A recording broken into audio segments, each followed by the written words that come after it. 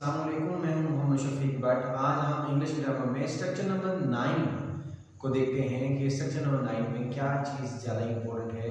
तो आज के स्ट्रक्चर नंबर 9 में आप इन्फिनेटिव केस को पढ़ेंगे और सीखेंगे, और इसको हम स्ट्रक्चर ऑफ इन्फिनेटिव भी कह सकते हैं। ये इन्फिनेटिव का स्ट्रक्चर है और इसको पढ़ने के बाद आप ये फील करेंगे और आप अंडरस्टैंड कर लेंगे कि ये फिनेटिव स्ट्रक्चर जो है कितना इम्पोर्टेंट है।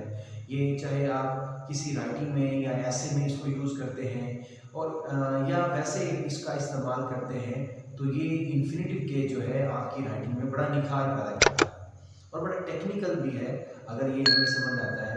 देखते हैं कि इन्फिनेटिव केस है क्या, और फिर ये देखते हैं कि इन्फिनेटिव केस का माना क्या है। जब आप कोई ट्रांसलेशन करते हैं तो बड़ी आसानी से आप ट्रांसलेशन कर सकते हैं। अगर आप राइटिंग की तरफ जाना चाहते हैं तो बड़ी आसानी से आप राइटिंग में इसको यूज़ कर सकते हैं। इसी तरह आप जुमले बना सकते हैं, इसको इस्तेमाल कर सकते हैं। तो चलिए आज जो है स्ट्रक्चर 9, जिसको इन्फिनेटिव स्ट्रक्चर भी कहा जाता है, इसकी तरफ चलते हैं और देखते हैं कि इन्फिनेटिव स्ट्रक्चर जो है कितना ज़्यादा इम्पोर्टेंट है।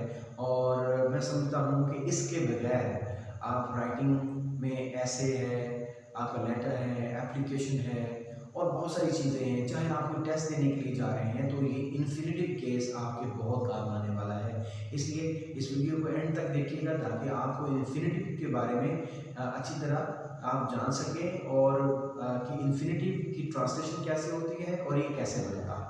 तो चलिए देखते हैं कि स्ट्रक्चर नंबर 9, जिसको हम इन्फिनेटिव स्ट्रक्चर कहते हैं, तो इसके अंदर देखें हमारे पास एक सब्जेक्ट है, फिर वर्ब है और उसके बाद हमारे पास टू इन्फिनेटिव।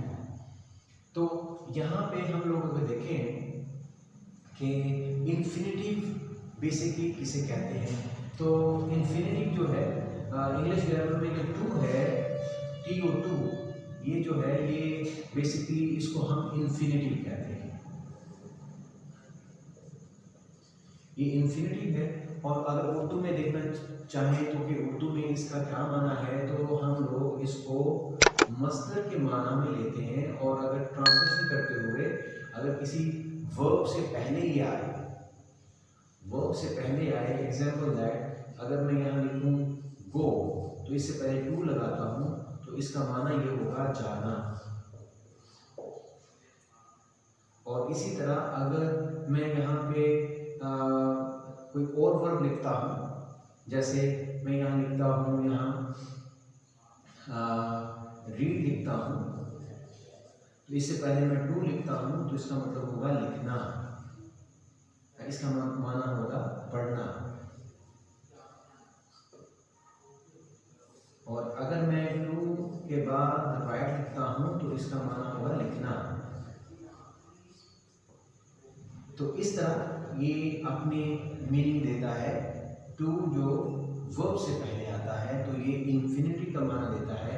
और ग्रामर में एक और बड़ी इंपॉर्टेंट बात ये है कि इन्फिनिटिव ग्रामर में इन्फिनिटिव के बाद हमेशा फर्स्ट फॉर्म आती है, वर्ब की फर्स्ट फॉर्म आती है। लेकिन गो फर्स्ट फॉर्म है, रीड फर्स्ट फॉर्म है, राइट फर्स्ट फॉर्म है। इसलिए ये टू के बाद इंग्लिश ग्रामर में हमेशा फर्स्ट फॉर्म को यूज़ किया जाता है, वर्ब की फर्स्ट फॉर्म को यूज किया जाता है। और इसका माना ना या में के माना में आता है। चलिए अब हम इसकी एग्जाम्पल की तरफ चलते हैं कि इसकी एग्जाम्पल देखते हैं कि अगर हमें इसकी एग्जाम्पल आ गई तो मुझे बड़ी आसानी के साथ हम अपने सेंटेंस को बना सकते हैं। जैसे शी लाइक्स टू टीच, वो पसंद करती है टू टीच, पढ़ाना। तो देखा नून और ना का तर्जुमा आया, वो पढ़ाना पसंद करती है। He wants to play, he wants to play, वो चाहता है टू प्ले, खेलना, वो खेलना चाहता है। तो खेलना में नून ना आया है, तो देखा यहाँ नून आएगा।